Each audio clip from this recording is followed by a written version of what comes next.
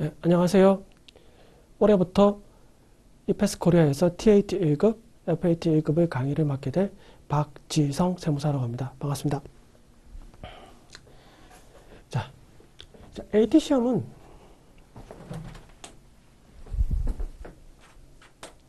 AT 시험은 이제 매년 3월부터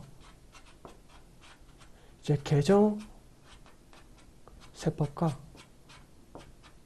프로그램이 이제 업데이트가 되어서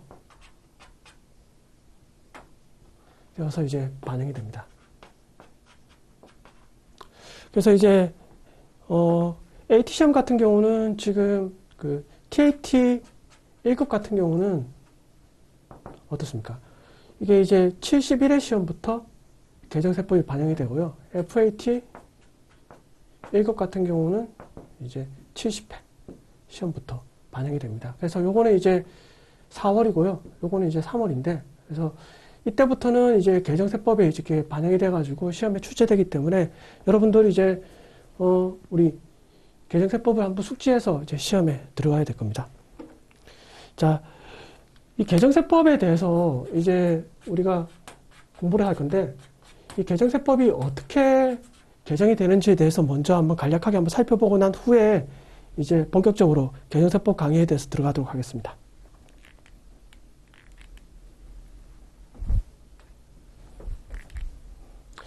자, 개정세법은 이제 타임라인이 이제 이렇게 구성되어 있는데요. 자, 먼저 이제 법률이라는 게 있습니다.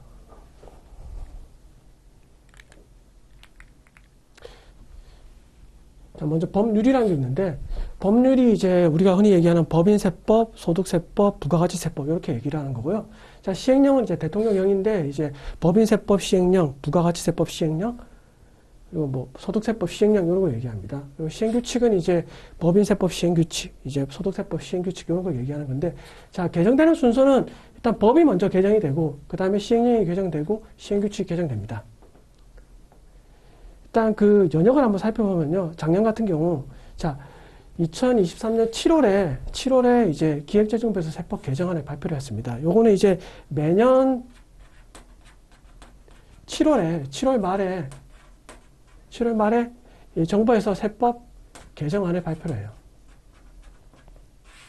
세법 개정안을 발표를 하는데, 이때 이제 대략적인 이제 세법에 대한 개정분에 대해서 이제 아웃라인이 나오는 거죠. 해가지고, 그리고 약 한 달 정도 후에 국무회 의결을 거쳐서 이 세법 개정안이 이제 확정이 됩니다. 그리고 12월 달에 이제 국회 이제 본회의를 거쳐서 의결이 돼서 이제 법이 이제 시행이 되는 거죠.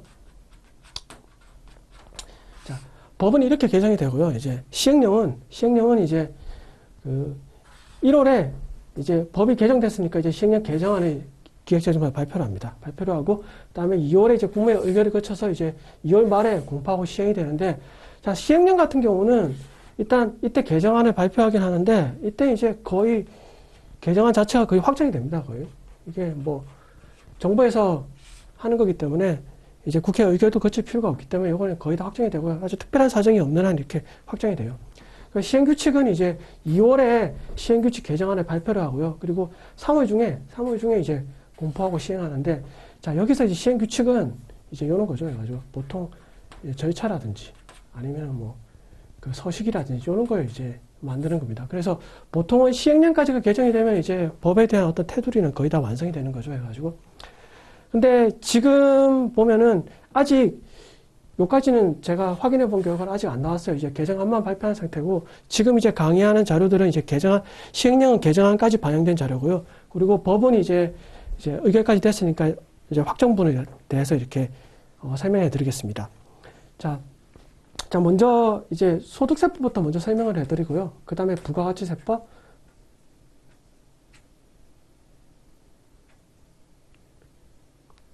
그 다음에 이제 그 법인세법, 요 순서로 진행이 됩니다. 진행이 되는데, 올해 개정분 같은 경우는 이제 소득세법이 좀 개정이 좀 많이 됐거든요. 그래서 소득세법을 먼저 설명을 해드리고, 부가가치세, 법인세, 요 순서로 이렇게 진행하도록 하겠습니다.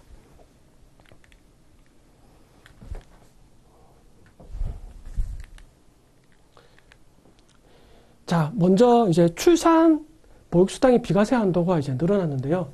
자, 본인 또는 배우자.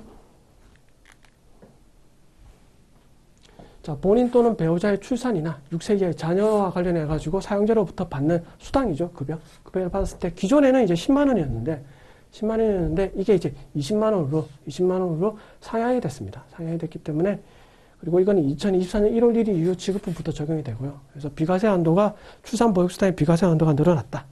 여기까지 하시고 다음 이것도 마찬가지입니다. 자, 직무 발명 보상금이 비과세 한도가 늘어났어요. 비과세 한도가 늘어났는데 이게 이제 700만 원 늘어났죠. 기존에 500만 원에서 700만 원 늘어났습니다.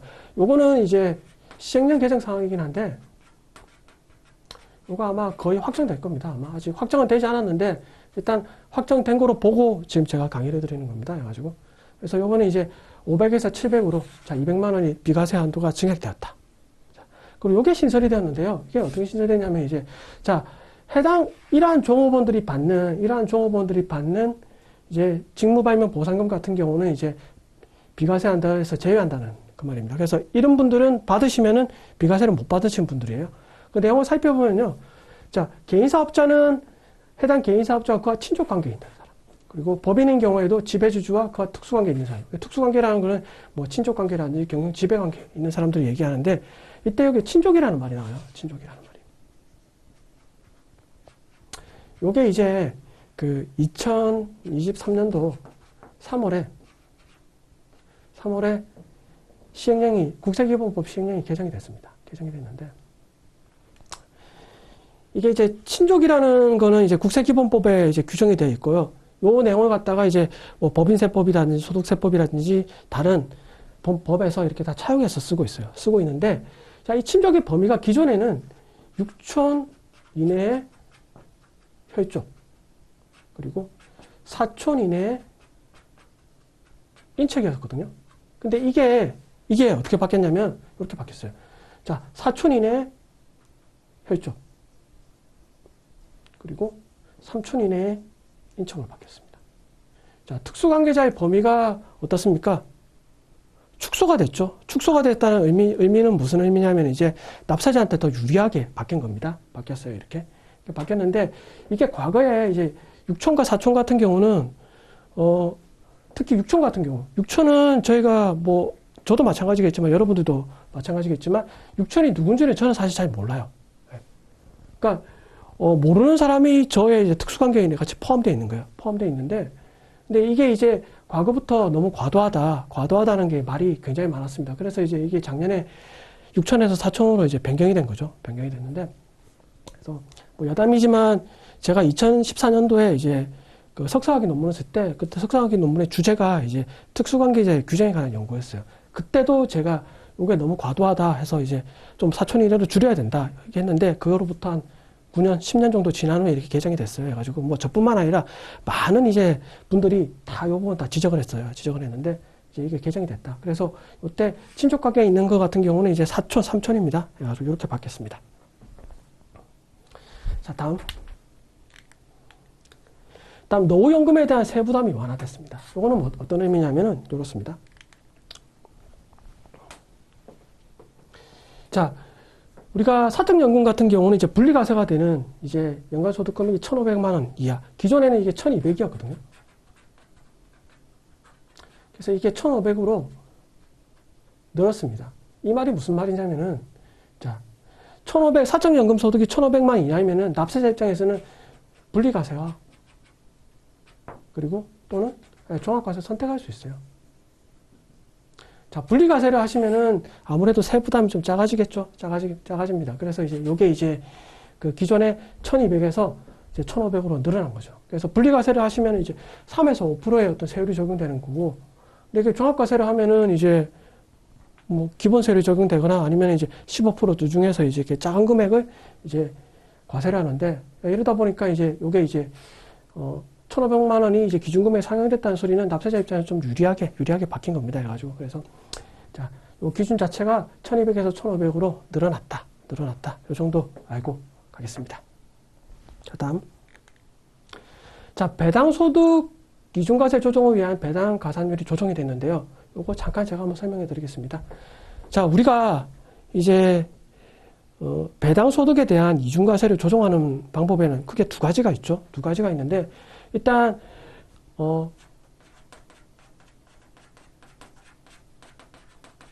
법인세법에서 규정하는 이중과세 조정하는 방법이 있고요. 그리고 소득세법에서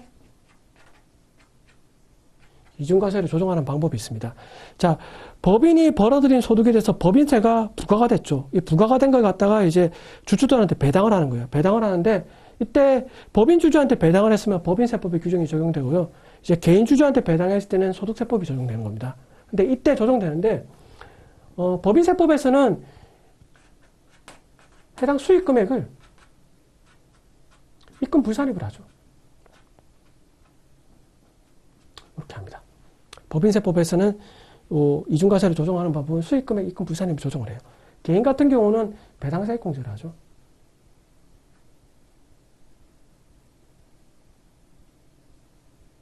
배당세액공제를 하는데, 자, 수익 금액 입금 불산 수익 금액에 대한 입금 불산입 하는 것 같은 경우는 지분율에 따라 틀린데, 지분율이 20% 미만이다. 이러면 이제 30%고요. 그리고 20에서 50% 미만까지는 80%고요. 그러니까 50% 이상인 경우에는 100%를 입금 불산입 해줍니다. 그래서 이러한 방법에 의해 가지고 어떻게 한다? 자, 이중과세를 조정을 합니다. 이중과세를 조정하는데, 개인 같은 경우는 배당세액공제를 한다고 했죠. 이때 이제 배당가산하기라고 해가지고 요 금액만큼을 추가로 소득금액에 플러스 시켰다가 나머지 이제 세액공제를 해주는 이런 방식을 통하고 있는데, 이때 이제 배당가산액이 이제 변경이 됐어요. 기존에는 이제 11%였는데 이게 이제 10%로 변경이 됐죠. 낮아졌습니다. 낮아진 이유는 뭐냐면은, 작년에 이제 법인세법이 개정됐죠. 법인세법이 개정되면서 다 세율 자체가 1%가 이제 다운됐습니다. 그래서 이제 최저 세율이 9%가 된 거죠. 9%? 네, 9%가 돼가지고 이거 계산하면 이제 10%가 나와요. 10%가 나오기 때문에 10%만큼을 플러스 시켜줬다가 10%만큼을 플러스 시켜줬다가 나중에 해당금을 배당세액 공제를 해주는 거예요. 자, 이렇게 해서 이중과세를 조정하는데, 이때 배당 가산액이 11에서 뭐다? 10%로 인하됐다. 네, 여기까지 하겠습니다. 다음은 주택 청약 저축에 대한 소득공제 한도가 상향이 됐습니다. 요거는 이제 조특법에 규정되어 있는 상황인데요. 자, 우리가 요걸 하기 전에 먼저 하나를 좀 알고 넘어가셔야 되는데, 먼저 요거부터 먼저 알고 넘어가죠. 자, 우리가 주택과 관련된 소득공제가 세 가지가 있거든요. 첫 번째가 뭐냐면은, 여기 나와 있는 주택 청약 종합 저축에 대한 소득공제가 있고요. 두 번째가 이제 뭐냐면은, 주택 임차 자금 차입금에 대한 원리금 상한액에 대해서 공제를 하는 게 있고요. 세 번째가 이제 금방 다음 페이지에 나올 건데, 이건 이제 장기주택 저당 차입금 이자 상환액.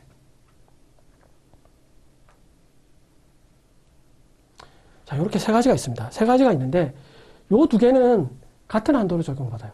같은 한도. 그리고 얘가 있을 경우에는 요 합쳐가지고 다시 또 한도를 적용받습니다. 통합한도를 적용받습니다. 통합한도를 적용받는데, 자, 주택 청약 종합 저축에 대한 소득공제는 일단 불이백이죠. 해당 불이백에 40%를 공제해줘요. 40%를 공제했는데, 이때 납입되는 한도가 기존에 240만 원이었는데, 요게 이제 300만 원까지로 증가를 했습니다. 증가를 했고, 그리고 주택임차자금 차입금에 대한 원리금 상한액도 요 상한액의 40%를 공제해줘요. 40%를 공제해주는데, 요거 한도를 적용받는다고 했죠? 한도를 어떻게 적용받냐면 이렇게 적용받아요. 이렇게 적용받는데, 자, 1번에 나와 있는 여기 청약저축에 대한, 그래서 불이백과 이제 300만 원 받겠죠? 300만 원 중에서 작은 금액과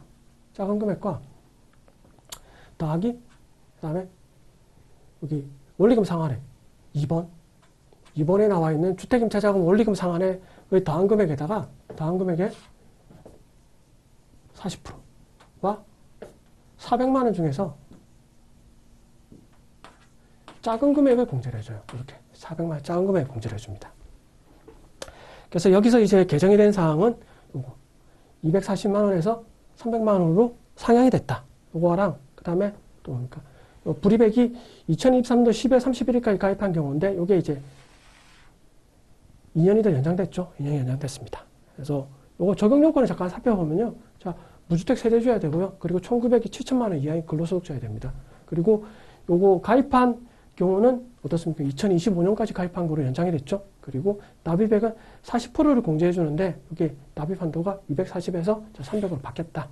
그리고 적용 기간은 2025년도 요거는 그대로다. 이렇게 바뀌었습니다. 이렇게.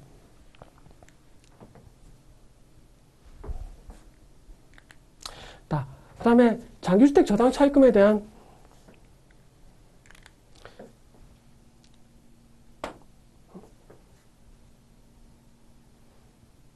자, 장기주택 저당 차입금에 대한 이자 상환액에 대한 공제입니다. 요거는 아까 제가 얘기했을 때 한도를 다시 적용받는다고 했죠. 그래서 먼저 이게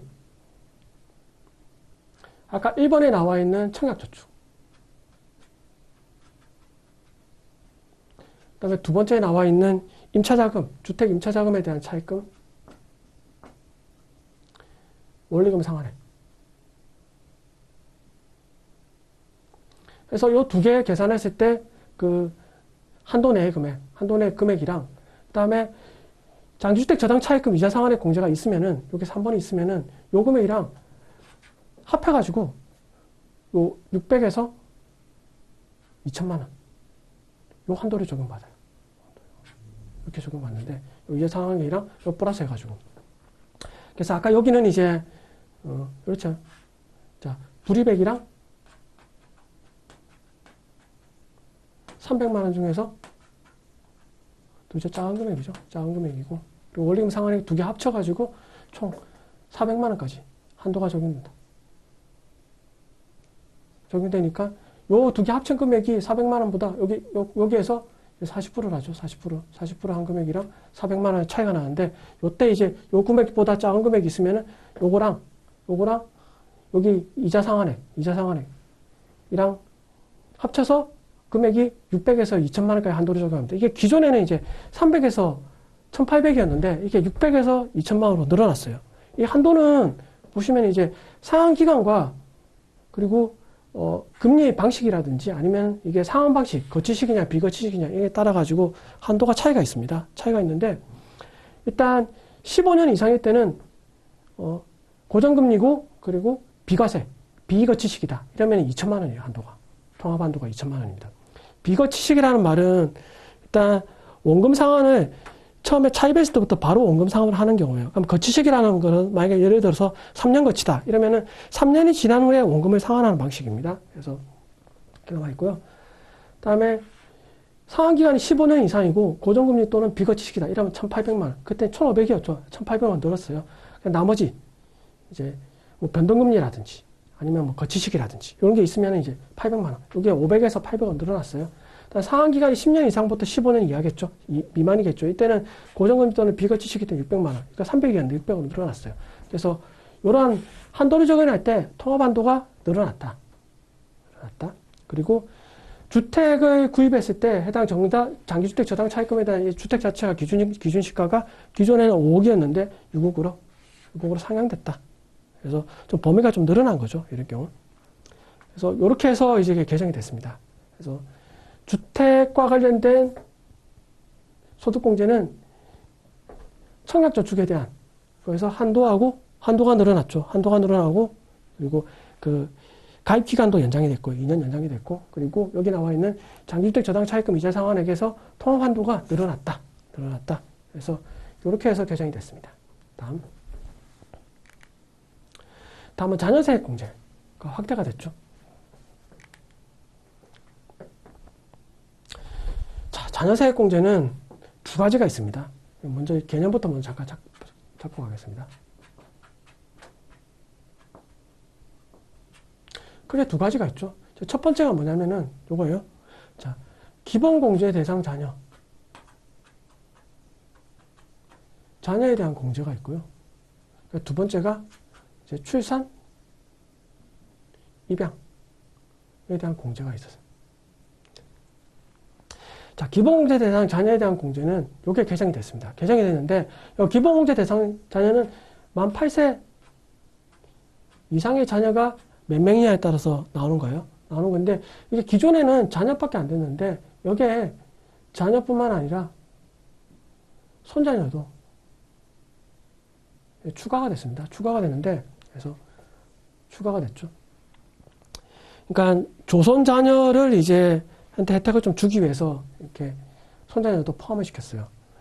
이게 이제 기존에는 예규에 의해 가지고 손자녀는 안 된다고 계속 이렇게 나왔었거든요. 근데 이제 연말에 이번에 개정하면서 이게 이제 손자녀가 추가가 됐고요. 요 추가하는 거는 2024년도 1월 1일 이후 신고하거나 연말정산안부터 적용되니까 2023년도 기속에 대해서 연말정산 한원부터 적용이 됐어요. 적용이 되는 겁니다. 그래서 소득세 신고할 때도 2023년도 기속 소득세 신고를 5월달에 하니까 이때도 적용되는 거죠. 적용되는 거고. 그래서 이렇게 적용되면 이렇게 손자녀가 대상이 늘어난 거고요. 그리고 금액 자체가 한 명일 때는 15만 원. 요건 똑같아요. 똑같은데 두 명일 때는 30만 원에서 이게 35만 원으로 5만 원이 늘어났습니다. 5만 원이 늘어났고. 그리고 세 명일 때는 이게 기본 베이스가 30만 원, 35만 원 늘어났으니까 35만 원이 되는 거고요. 그리고 두 명을 초과했을 때는 자, 30만 원. 한 명당 30만 원 이렇게 되는 거죠. 그래서 뭐 예를 들어 가지고 이런 경우죠. 자, 8세 이상의 자녀가 4명이다. 그럼 4명이면은 기본공제 대상 자녀에 대한 공제액이 어떻게 되냐면 1명, 2명, 3명이죠. 4명이죠. 그러면 35만 원에다가 2명을 초과한 한 명당 30만 원이니까 2명이니까 곱하기 30만 원 하니까 얼마입니까? 이게 60이니까 총 95만 원이 되겠죠. 95만 원을 갖다가 세액공제를 받을 수 있는 거예요. 이렇게. 그래서 기본공제 자녀에 대한 공제에서 자, 손자녀가 추가됐다. 추가가 됐고 공제세액도 2명일 때는 5만 원이 증가됐다. 이렇게 증가됐고요. 자, 출산에 대한 공제 같은 경우는 바뀐 건 없어요. 바뀐 건 없는데 이때 이제 뭐 첫째는 30만 원이죠. 그럼 둘째는 50만 원이죠. 그럼 셋째 이상은 70만 원입니다. 70만 원. 그래서 태어난 자녀가 첫째냐, 둘째냐, 뭐 셋째냐, 넷째냐에 따라 가지고 요 금액을 갖다가 공제를 해줘요. 공제를 해주는데 여기서 한 가지만 좀 더 말씀드리고 넘어갈게요. 이거는 이제 좀 이해를 좀 하시는 분도 있고 하시는 못하는 분이 있는데 요게 계산할 때 예를 들어 이거예요. 내가 5세인 자녀가 한 명 있어요. 한 명 있는데 그러고 나서 자 올해 한 명이 더 추가해서 출산했습니다. 출산했어요. 한 명이 출산했죠. 자 이러면은 자 기본공제 대상 자녀에 대해서는 공제를 못 받아요. 왜냐하면 8세 이상 자녀가 없죠. 여기가 5세고 여기는 출산했으니까 0세잖아요. 그러니까 없는 거예요. 없는데 근데 두 번째 출산 입양 공제는 태어났죠. 그러니까 첫째 있고 둘째가 태어났죠. 둘째가 태어났으니까 얼마입니까? 50만 원을 공제 받으시는 거예요. 자, 이렇게 해서 계산이 됩니다. 이렇게 계산이 돼요. 자, 다음. 연금계좌 세액공제가 확대됐습니다. 확대됐는데 확대가 됐어요. 확대됐는데 이거 연금계좌 세액공제 자, 익숙하지가 않아서 자, 여기서 다시 하겠습니다. 자, 연금계좌 세액공제. 연금계좌 세액공제는 이제 이게 확대가 됐는데요. 확대가 됐는데 연금계좌 세액공제는 이런 거예요.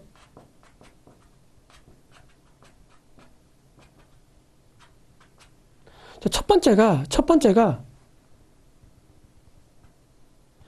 납입액에 대한 요건이 있어요. 납입액에 대한 요건이 있습니다. 있는데 이 납입액에 대한 요건은 이렇거든요. 해가지고 자 연금저축과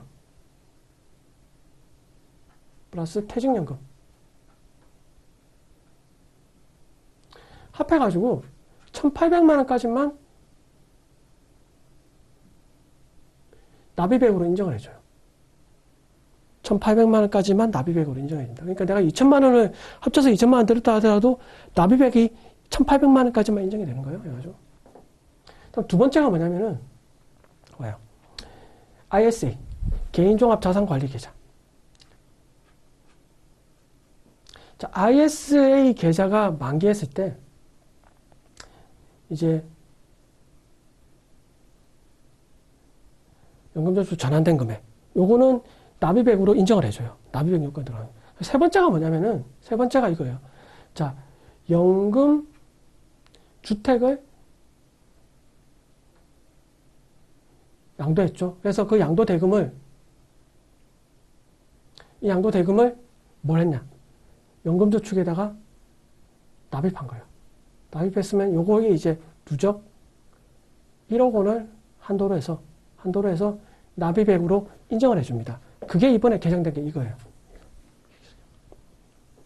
근데 여기서 이제 요건 자체가 일단 고령가구여야 되고요. 1인 중 1명이 60세 이상이어야 되고 또 뭐가 있습니까? 자, 요 양도한 주택보다 더 낮은 가격으로 이사를 한 경우에 더 낮은 가격, 이렇게 축소주택이라고 하는데 더 낮은 가격 했을 때 1억 원까지 한도가 있습니다. 그래서 요 부분이 개정됐어요. 요 부분이 개정됐는데 요거는 언제부터냐면은 2023년 7월 1일 이후 납입안부터 적용됩니다. 네, 적용돼요. 이게 납입액 요건이 있고요. 그러니까 두 번째가 뭐냐면 이제 납입 한도 요건이 있어요.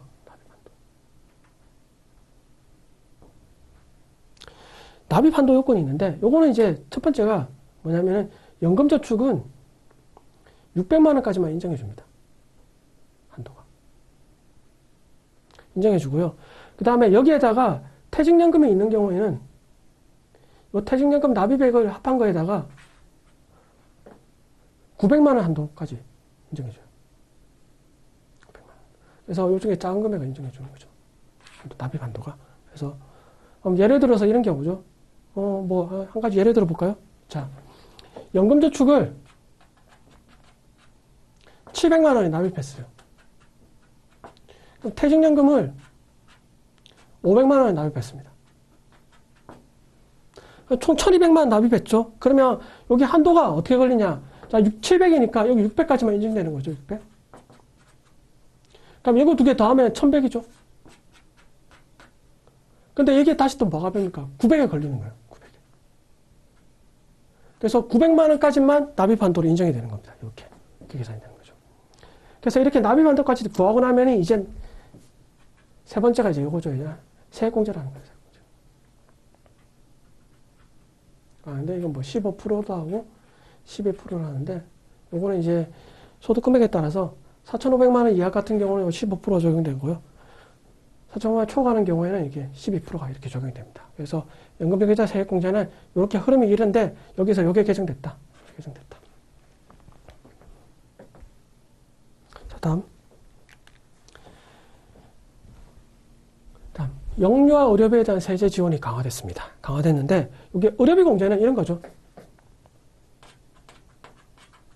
의료비 대상 금액에서 세액 공제율이 기본이 15%죠. 15%. 15%인데 여기에 예를 들어서 난임 시술비가 있으면 얘는 30%예요. 그 다음에 미수가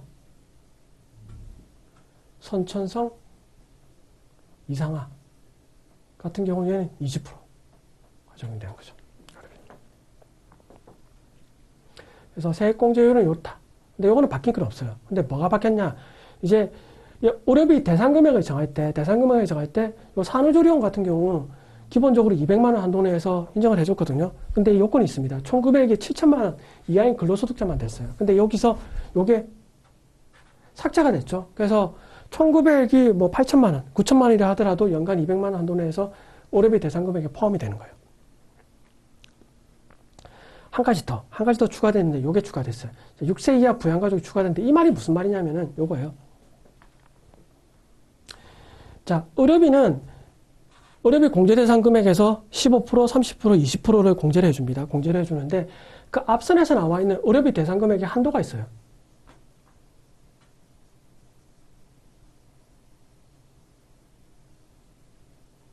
한도가 있는데 이 한도가 요건이 조금씩 틀립니다. 틀리는데 첫 번째 뭐냐면은 일단 난임 시술비와 관련된 거는 한도가 없어요. 한도가 없고 그 다음에 미수가 또는 선천성 이상화 얘도 한도가 없어요. 한도가 없고 다음에 세 번째 자 본인을 위한 의료비 지출액과 그리고 65세 이상에 대한 부양가족에 대한 지출액 그리고 장애인 그 다음에 건강보험 산전 특례자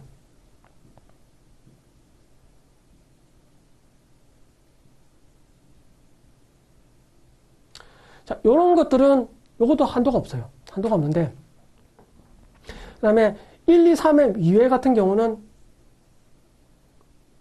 그 외에는 한도가 700만 원이었거든요. 700만 원이었는데 700만 원 요거는 그대로예요. 근데 요 요건에서 뭐가 추가됐냐면은 6세 이하 부양가족에 대한 지출한 것도 한도가 없는 거예요. 한도가 없습니다.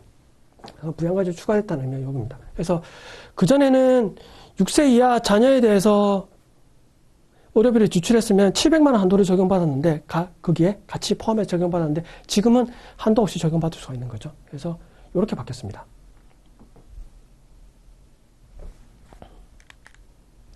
다음 의료비 세액공제 대상이 이제 확대가 됐는데 이거는 뭐 특별한 건 아니고요. 여기 장애인 활동 지원 급여에 대한 실제 출장 본인 부담금이 의료비 대상 금액에 포함됐다.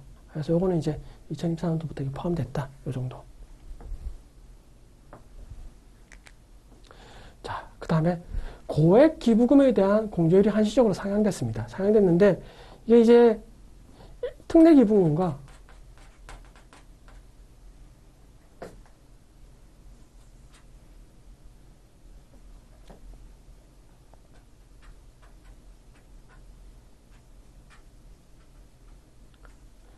일반 기부금 같은 경우는 그 전에 법정 기부금과 뭐 지정 기부금이었죠. 근데 이게 이제 요거 같은 경우는 한도가 이제 기존에 1,000만 원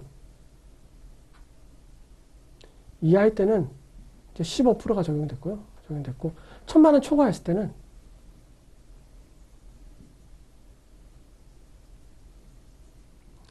자 30%가 적용됐어요.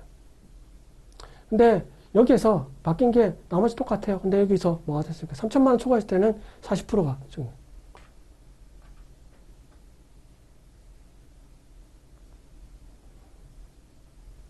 그러니까 10%가 더 플러스 된 겁니다. 플러스 됐고요. 그래서 특례와 일반 기부금은 이렇습니다. 이렇고요. 뭐 한 가지 더 추가적으로 하나만 더 말씀드리면은 요거죠. 이제 조특법에 나와 있는 기부금 중에서 정치자금 기부금이 있어요.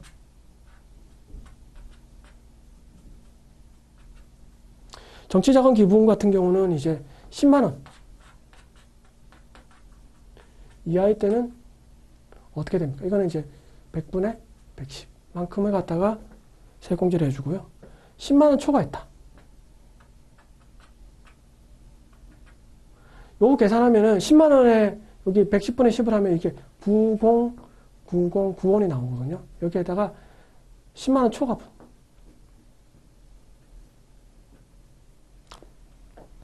분에 대해서는 이제 15%를 공제하는 거죠. 여기서 3,000만 원 초과했을 때는 25%예요. 이렇게 공제하죠. 이렇게 하고 그다음에 작년에 이제 새로 생긴 법 기부금 중에서 한 가지가 되는데 자 고향사랑 기부금이라고 있는데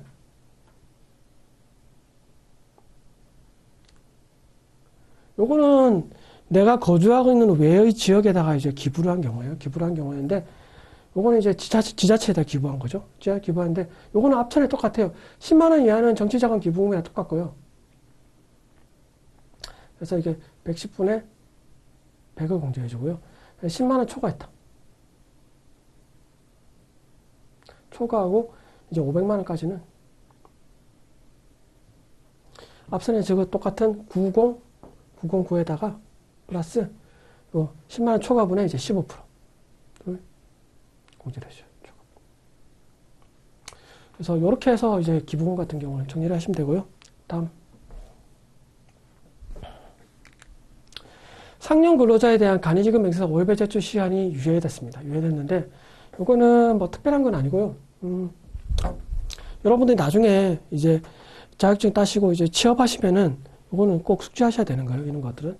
왜냐면은 일단 기존의 간이지급 맹세서는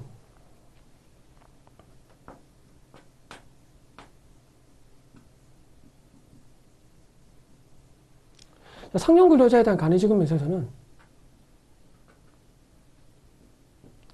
기존에는 어땠었냐면 이랬어요. 해가지고 자 1월 1일부터 6월 30일까지 지급분은 자 7월 말에 제출했어요. 간이지급 맹세서를. 그리고 7월 1일부터 12월 31일까지는 언제 지급했냐면 1월 다음 연도 1월 말에 6년 1월 말에 지급을 했어요. 그 제출했습니다. 제출했는데 요게 이제 매월 지급으로 바뀌었어요. 매월 지급의 제출로 바뀌었습니다. 매월 제출로. 그래서 지급일이 속하는 달에 다음 달 말일까지 이렇게 바뀐 거죠. 바뀌었는데 요게 이제 법은 개정됐는데 이게 2024년도부터 시행하기로 돼 있었어요. 돼 있었는데 이게 이제 연장이 됐습니다. 시행 시기가 2년 유예가 됐죠. 2년 유예가 됐는데 이거는 이게 좀 너무 번거로운 것 같다가 좀 너무 번거롭다고 하니까 이걸 2년 정도 유예시켜줬어요. 유예시켜줬는데 이게 상용 근로자에 대한 요것만 연기시켜줬고요. 자, 인적 능력에 대한 기타 소득 같은 경우 이거는 그대로 시행합니다. 이건 그대로 시행합니다. 이건 원래 없었는데 간이지급 맹세서 그대로 시행합니다. 그래서 요게 이제 2년이 유예가 됨으로 인해 가지고 나머지 것도 파생적으로 이제 다 개정이 됐어요. 개정이 됐는데 그 다음에 요것도 개정됐죠. 그래서 요것도 2년이 유예됨으로 인해 가지고 요것도 또 유예가 됐어요. 이게 원래 매월 제출하는 것 같은 원래 간이지급 맹세서를 미제출하면은 지급액의 0.25%의 가산세를 부과합니다. 가산세를 부과하는데 이게 이제 지연 제출했을 때, 자, 매월 제출하는 것 같은 경우는 1개월 내, 제출 기간하고 1개월 이내에 제출했을 경우에는 50%를 감면해줬거든요. 감면해줬는데, 그래서 상용 근로자도 이제 반기별 지급해서 제출해서 1개월로 제출로 매월 제출로 바뀌었기 때문에 이것도 1개월로 제출하면은 가산세를 50%를 감면해 주는 거로 했었거든요. 했었는데 이게 다 연계가 된 거죠. 지급식 다 연계가 됐어. 그래서 이것도 연계가 되고 이것도 연계가 되고 이것도 뭐 5% 이하일 경우 가산세를 면제한다. 이 조항이 있었는데 이것도 2026년 연계가 되고요. 그리고 소규모 사업자 같은 경우는 이게 너무 영세한 사업자이기 때문에 이게 상시 종업원 수가 20인 이하인 사업장을 얘기하는 거거든요. 이하인 사업장을 얘기하는데 이것도 원래는 2024년까지는 지급하는 소득에 대한 가산세를 이제 면제해 주기로 했는데 이것도 유예가 되면서 이것도 다 유예가 된 거예요. 다 유예가 됐어요. 그래서 다음도 또 유예가 됐어요. 이것도 뭐 유예가 됐고 이것도 소규모 사업자 같은 경우는 소규모 사업자나 저 같은 세무사 같은 세무대리인이 요 상용 근로자에 대한 간이지급 맹세를 제출했을 때는 자, 소득자 수당 200원씩 이렇게 공제를 하는데 이게 최소 공제액이 1만 원이에요. 그러니까 무조건 1만 원은 공제되는 거예요. 근데 200원을 1만 원 초과하면 이제 곱하기에다가 200원 곱해서 계산하는 거죠. 요것도 이제 해주기로 했는데 이게 이제 요만큼 2년 동안에 요 세액공제를 적용하기로 했는데 요것도 연계가 됐죠. 2년 동안. 이제 연계됐습니다. 아까 그게 상용 근로자에 대한 반기별 제출해서 월별 지급으로 바뀌면서 다 연계가 됐어요. 파생되는 거죠. 좀 더 다른 것도. 자, 다음은 사업소득에 대한 소액부징수가 예외 조항이 추가됐습니다. 요거는 좀 주의하셔야 돼요. 이게 뭐냐면은 자, 우리가 원천징수세액이 1,000원이 미만했을 때는 징수하지 않아요.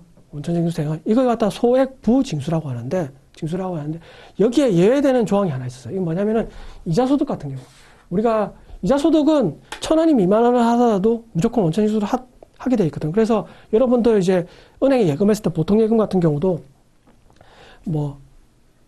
세액이 500원, 30원 이렇게 한다도 다 원천징수 다 했어요. 다 했는데 여기에 추가된 게 뭐냐면 사업소득이 추가되죠. 사업소득을 원천징수할 때는 우리 지금 현재 프로그램상에는 사업소득을 계산했을 때 막 예를 들어서 뭐 3만 원이죠. 3만 원의 지급액이 있다고 치면은 그럼 여기에서 어떻습니까? 3%로 하죠. 3%라면 900원 나와요. 원천징수액이. 그러면 900원이 나오면 요거는 징수를 안 해서 이게 0으로 표시가 됩니다. 0으로 표시되는데 이게 이제 900원이 이제 그대로 징수를 해야 되는, 원천징수 해야 되는 거죠. 그래서 이게 2024년도 7월 1일 이후 소득 지급함부터 적용이 됩니다. 그래서 이게 추가가 됐어요. 실무적으로는 이게 굉장히 중요하죠. 이게 뭐 이런 분들이 굉장히 많으니까. 자, 다음은 현금영수증 의무 발행 대상 업종이 확대가 됐는데 요거는 한번 요런 게 확대했다. 요 정도만 알고 가시죠. 요 정도 알고 가시고. 근데 요거보다 더 중요한 건 이거죠. 해가지고 자, 현금영수증은 이 업종에 해당되는 업종을 갖다가 의무 발행 대상 업종이라고 하거든요. 의무 발행 대상 업종. 요거는 이제 10만 원 건당 거래액이 10만 원 이상이면은 의무적으로 발행을 해야 됩니다. 소비자가 요청을 하지 않는다 하더라도 발행을 해야 되는 거예요. 발행을 해야 되는데 이때 미발행했을 때 의무 발행 10만 원 이상 거래에 대해서 의무 발행 업종에 종사하는 그 사업자가 현금영수증을 미발행했어요. 그럼 미발행금액 20%를 가산세로 부과해요. 굉장히 크죠. 20%면. 과거에는 이게 50%였어요. 50%. 또 50%에서 20%로 다운된 거예요. 다운된 게 20%입니다. 그러니까 굉장히 크죠. 다운된 게 20%니까. 그래서 이 업종에 종사하시는 분들은 현금영수증을 10만 원 이상 거래 같은 경우 현금영수증을 발행하셔야 돼요.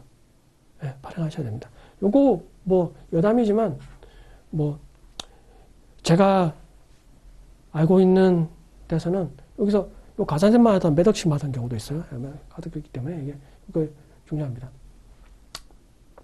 10만 원 이하 같은 경우는 이제 5%죠. 가산세가 10만 원 이하 같은 경우 5%입니다. 그리고 현금영수증 의무 발행 대상 업종에 종사하는 자가 감행을 안 했을 때, 현금영수증 감행을 안 했으면 수익 금액의 1%를 또 가산금액. 미감행했을 때. 그래서 이렇게 부과가 됩니다. 그래서 현금영수증 업종이 여기에 추가됐다. 그리고 기본 내용은 이 정도만 알고 가시면 됩니다. 자, 다음은 월세액 세액공제가 소득기준과 한도가 상향이 됐어요.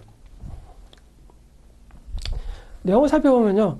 일단 총 구매액이 7천만 원, 그리고 종합소득 금액이 6천만 원 이하인 무주택 근로자하고 성취사업자는 월세 세액공제가 대상이 됐어요. 근데 이게 8천으로 그리고 소득 금액이 7천 이렇게 해서 뭡니까? 한도가 금액 대상 자체가 확대됐죠. 확대가 됐습니다. 그리고 월세액은 월세액의 15%, 17% 이렇게 공제를 해주는데 요거는 그냥 변동 없어요. 그래서 총 구매액이 5,500만 원, 종합소득 금액이 4,500만 원 이하인 자는 17%를 적용하고요. 나머지는 이제 15%를 적용하는 거죠. 적용하는데 이 공제 한도가 이 공제 한도라는 의미는 월세액을 얘기하는 거예요. 월세액. 기존에 750에서 1,000만 원으로 한도 자체가 어떻습니까? 늘어났죠. 증가했습니다. 그래서 요거는 2024년도부터 월세를 지급하면서 적용된다. 이렇게 알고 가시면 됩니다. 자, 앞전에서 얘기한 성취사업자에 대한 의료비. 성취사업자는 원래는 이게 의료비, 교육비 이런 거 같은 경우는 뭡니까? 특별공제 사항이라서 원래는 근로자밖에 못 받았는데 성취사업자 같은 경우는 받을 수가 있습니다. 의료비하고 교육비는 받을 수가 있어요. 받을 수가 있고, 자, 월세세액공제도 받을 수가 있죠. 근데 이게 이제 적용기간이 조특법상 규정이기 때문에 조특법은 적용기한이 있거든요. 적용기한인데 이게 이제 3년이 늘어났습니다.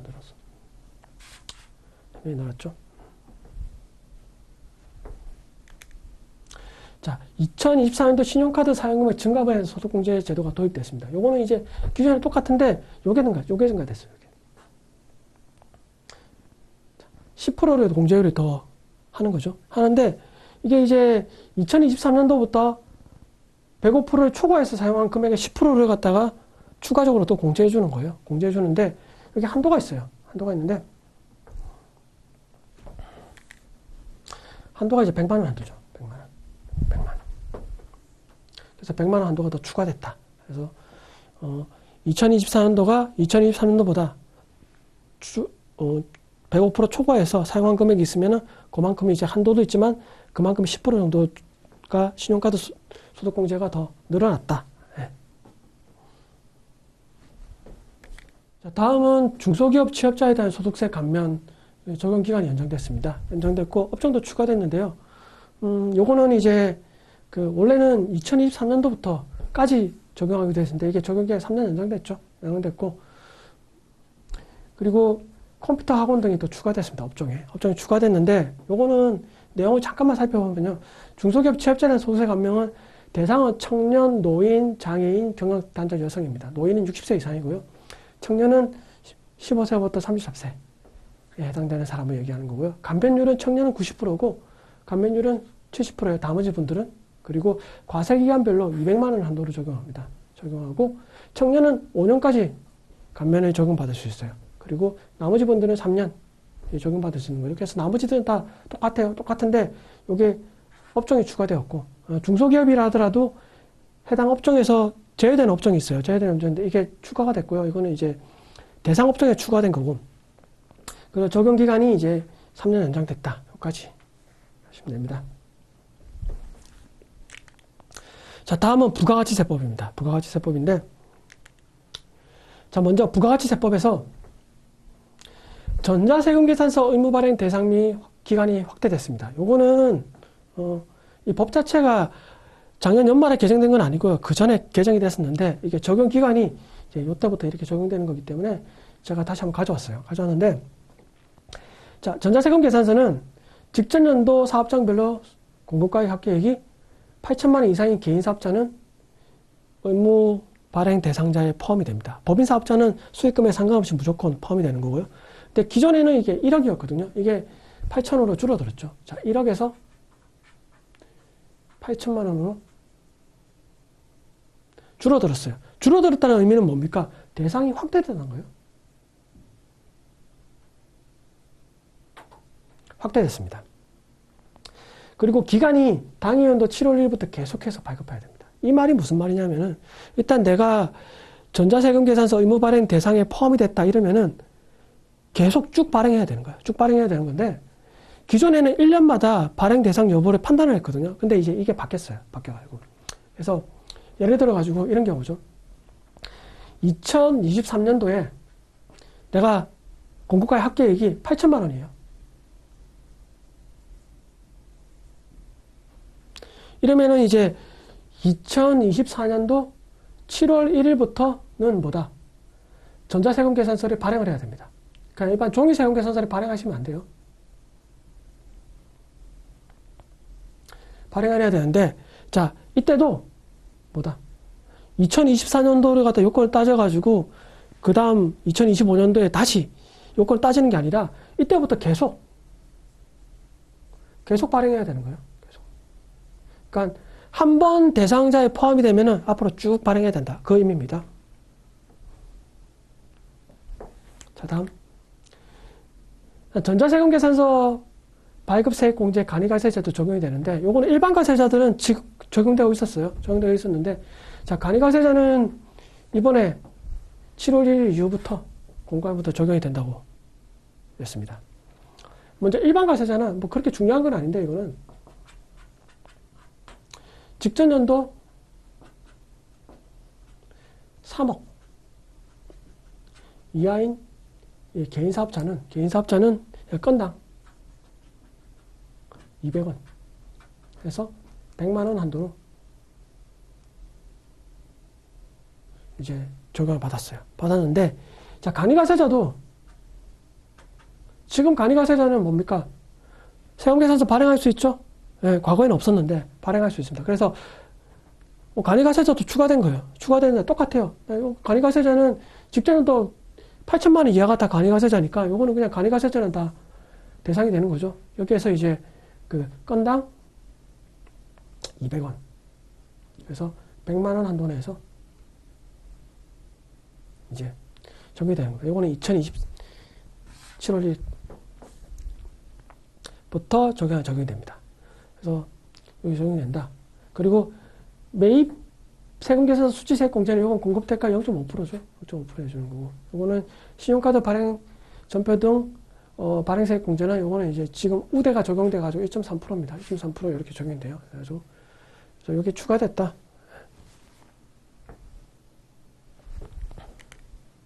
자, 매입자 발행 세금계산서 발급 대상이 확대됐습니다. 그래서 이거는 뭐 확대된 거는 이렇게 확대된 거예요. 자, 건당 10만 원에서 그러니까 건당 5만 원 공급대가입니다. 공급대가에서 자 줄어들었죠. 줄어들었으니까 확대가 된 겁니다. 대상 자체가. 요거는 2023년 2월 28일 이후에 공급판부터 적용됩니다. 이건 이제 작년에 개정된 게 아니라 그 전에 개정됐던 상황인데 그래도 이게 리마인드한 차원에서 제가 다시 대상을 올렸습니다. 자, 면세 농산물에 대한 의제 매입세 공제율이 특례 적용이 이제 연장이 됐죠. 연장이 됐는데 여기 연장이 됐어요. 연장이 됐는데 그래서 의제 매입세 공제율은 다음과 같죠. 이랬죠. 일단 뭐 음식점업이냐 아니면 그 외냐 이렇게 나누죠. 이렇게 나뉘는데 자, 음식점업 같은 경우는 일단 이것도 뭐 개인이냐 자, 법인이냐로 나뉘죠. 자, 법인은 106분의 6이 적용되는 거고 개인은 이렇게 적용됩니다. 연매출이 4억이야. 이때는 109분의 9. 이게 이제 기존에는 2023년도에 끝났었는데 이게 3년 연장됐어요. 109분의 9가 적용되는 거. 연매출액이 4억을 초과했다. 그러면 이제 108분의 8. 그 외에는 뭐 업종별로 좀 틀리긴 한데 가장 대표적인 게 제조업 같은 경우는 102분의 2죠. 102분의 2. 이렇게 해가 적용됩니다. 그래서 의제 매입세 공제는 여기 3년 연장됐다. 우대 적용하는 게.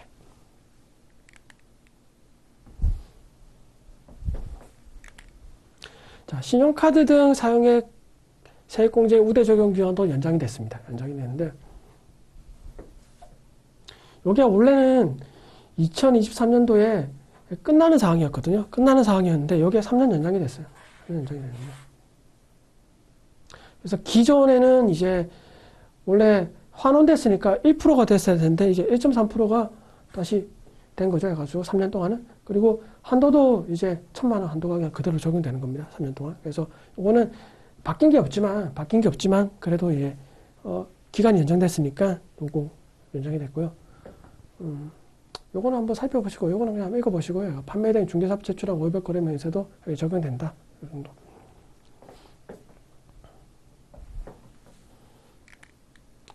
자, 전자적 용역 공급 간편 대상자의 미등록 가산세 제재 근거가 마련됐다. 요건데 요것도 그냥 한번 읽어보시는데 이건 뭐냐면은 원래 이제 미등록 가산세 같은 경우 우리 이론 시험 같은 경우는 것도 뭐 자주 나오는데 자, 미등록 가산세 같은 경우는 자, 우리가 사업자 등록일부터 20일 이내에 등록을 해야 되는 거죠. 등록을 해야 됩니다. 등록을 하지 않으면 어떻게 됩니까? 일단 가산세가 들어가요. 미등록 가산세.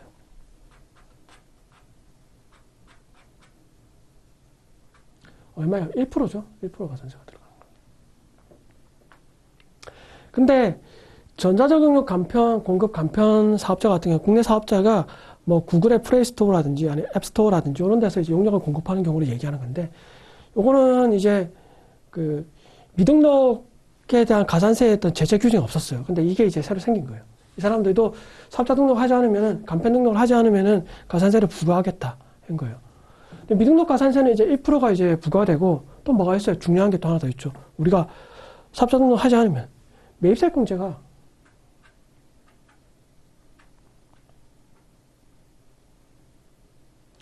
원래 안 되죠. 안 되는데 예외적으로 자, 그 등록 신청일이 속하는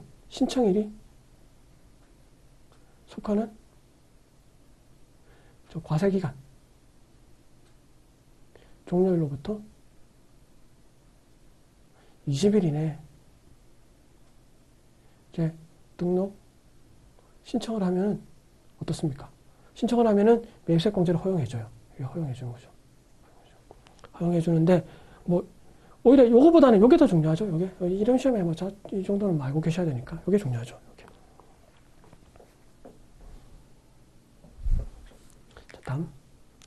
자, 간이가세 포기에 대한 근거 규정을 마련했다. 요거는 이제 어떤 의미, 뭐냐면은, 자, 우리가 간이가세를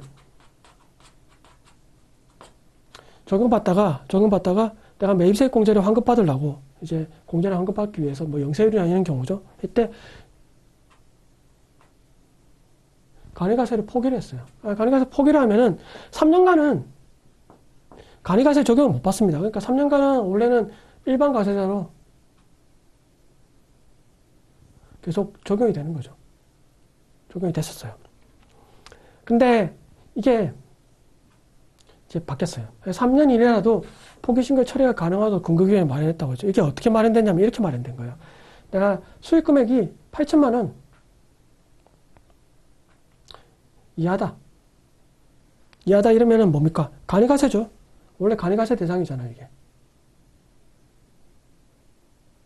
이렇게 됐으면은 내가 적용 신고를 하면은 다시 간이가세도를 해주겠다. 요 근거를 마련했어요. 근거를 마련했는데 요건 아직 시행 예정이죠. 자, 2023년 7월 1일 이후에 신고하면부터 적용이 됩니다.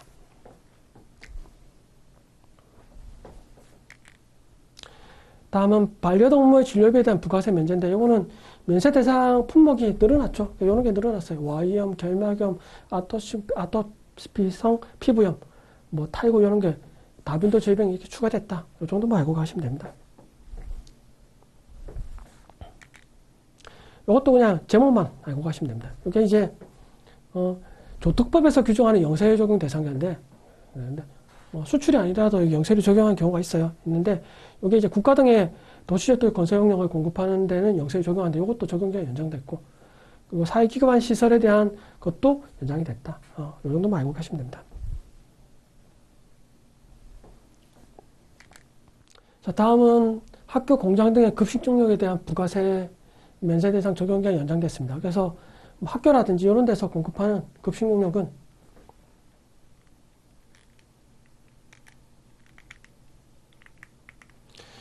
학교나 이런 데 급식 용역은 어떻게 된다? 이게 이제 3년 연장됐습니다. 다음은 폐자원 의제 매입세액 공제에 대한 특례기간 적용이 연장됐는데요. 이것도 마찬가지로 2년 연장됐습니다. 이렇게 2024년도부터 2025년도까지 3년 연장이 됐다. 자, 다음은 법인세입니다. 법인세는 과거에 비해서는 많이 개정되지는 않았어요. 개정되지는 않았는데 그 내용을 한번 살펴보겠습니다. 자, 먼저 접대비 명칭이 변경됐죠. 요건 좀 아셔야 됩니다. 자, 접대비가 이제 2024년도부터 기업업무추진비로 변경이 됐어요. 요거는 법인세뿐만 아니라 소득세도 변경이 됐고요. 부가가치세법도 변경이 됐어요. 부가가치세법도 우리가 매입세액 공제를 받지 못하는 항목 중에서 뭐가 있습니까? 접대비 관련된 매입세액 공제는 받지를 못하잖아요. 이게 이제 기업업무추진비로 바뀌었어요. 그래서 우리 프로그램에도 이렇게 바뀌었어요. 개정 과목이. 기존의 접대비에서 이게 아직 교육용 프로그램은 아직 2024년도분이 이제 업데이트가 되지 않아가지고 그런데 스마트A에 나와 있는 내용을 살펴보면요. 이게 이제 접대비, 기업, 업무, 추진비 해서 이렇게 개정 과목의 명칭이 바뀌었습니다. 그래서 이게 2024년부터 명칭이 바뀌었다. 이렇게 나오고요. 그래서 아마 시험 문제는 명칭이 바뀌어서 아마 다 나올 것 같아요. 그래가지고 그거는 이제 나왔는데 기업 업무 추진비가 뭐지? 이렇게 하시면 안 돼요. 그래가지고 이게 과거에 접대비였습니다. 접대비였고요. 그 다음에 송금사립 한도에서 전통시장 지출분이 추가가 됐어요. 이게 과거에 문화 접대비, 문화 기업 업무 추진비와 마찬가지로 이렇게 추가됐는데 기본 한도는 똑같아요. 이게 일반 기업은 1,200만 원, 중소기업은 3,600만 원. 그리고 수익금액 한도도 100억 이하, 100억에서 500억 이하, 500억 초과 똑같아요. 다 똑같은데 이게 이제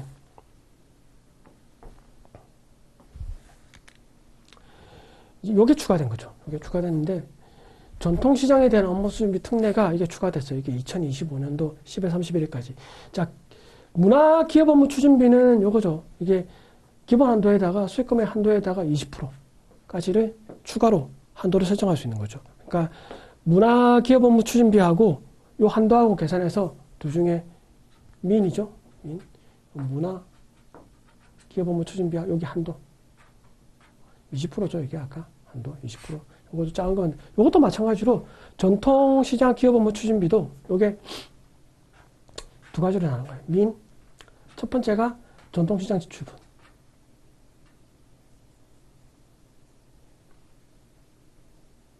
전통시장 기업 업무 추진비. 다가 두 번째가 기본 한도. 플러스 수익금액 한도. 한도에 곱하기 10%. 한 거 중에서 작은 금액을 여기 기업 업무 추진비에 한도에 이제 들어가는 거죠. 해가지고 지출액에. 그래서 이렇게 바뀌었습니다. 다음은 수입 배당 금액급 입금 불사립 규정이 합리화됐죠. 앞전에서 제가 한번 설명해 드렸는데 일단 그 배당금을 받으면 어떻습니까? 우리가 수익 금액에 대해서 입금 불사립을 한다고 했죠. 한다고 했는데 그 요건은 지분율이 20%가 안 되면은 미만이면은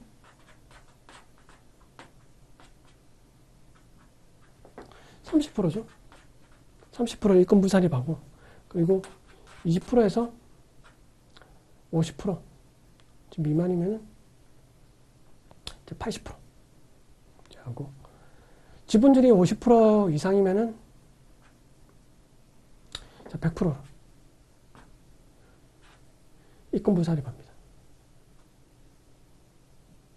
근데 이 취지가 뭐냐면은 앞전에서도 설명했듯이 자 법인 단계에서 법인세가 과세된 상황에 대해서 주주들이 다시 배당을 받았을 때 다시 또 과세를 하면 이중과세가 되니까 이거를 이중과세를 조정하기 위해서 이런 게 규정을 두고 있는데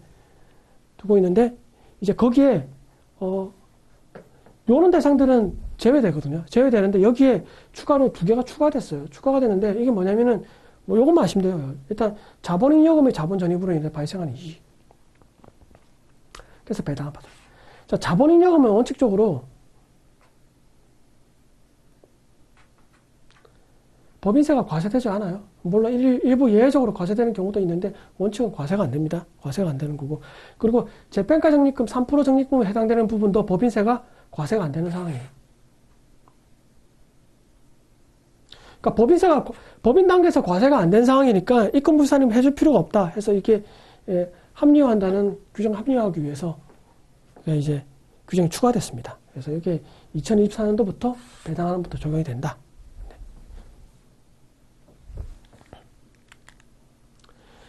다음은 출산, 양육, 지원금액에 대한 필요금비 인정 근거를 마련했습니다. 요거는 뭐 여기에 근로자에게 지급하는 출산, 양육, 지원금은 송금에 산입한다는 거죠. 해가지고 그래서 요거는 영시행령인데 아직 영이 언제 시행될지 몰라가지고 일단은 이렇게 적어놨어요. 적어놨는데 아마 2월 말에 이제 시행이 되겠죠. 해가지고 그래서 그때부터 아마 시행될 것 같아요. 매입자 발행, 계산서 발행 대상 및 규정이 이제 개정됐어요. 신설이 됐는데, 요거는 앞전에 얘기한 그 매입자 세금 계산서하고 같아요. 같은데, 뭐 다 똑같아요. 해가지고 이렇게.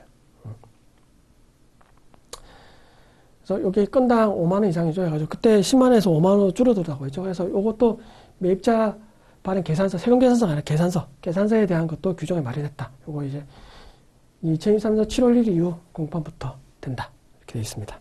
그래서 이렇게 해가지고 법인세법이 개정됐고요.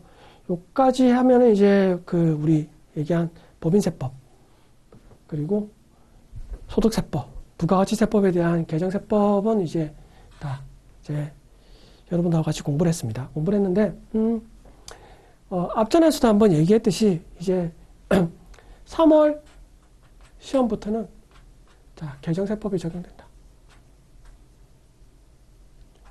이렇게 적용되고요. 제가 이제 책을 쓰는 것 같은 경우는 지금 TAT 1급 같은 경우는 아마 5월 정도 되면 책이 출간될 것 같아요. 5월에 출간이 되고, 요거는 이제 뭐 강의를 시작할 것 같고요. FAT 1급 같은 경우는 이제 3월에 다음 달에 출간됩니다.